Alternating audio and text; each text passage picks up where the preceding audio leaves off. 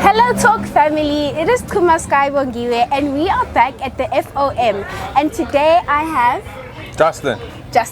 So Justin, could you please tell me about your company? So I'm working directly for Inco South, and we work one of our retail sellers here, Legacy Industrial Supplies. They're based in Silverton. They're one of our bigger clients. They do all the hard work.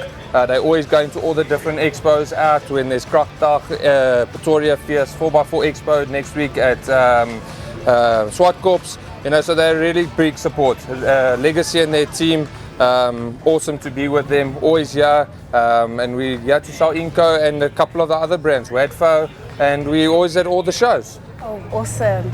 So how can people find out more about the brand? So to find out more about the brand, they can just go into Google. They can Google Legacy Industrial Supplies. They've got an online website there. Their team, their numbers are there. You can get hold of them. Frederick's one of also the main guys there. Jock. So yeah, there's a whole bunch of them. Go find them on Legacy Industrial Supplies, and yeah, they'll be there to assist you anytime. Right. So how has the experience been at the festival thus far?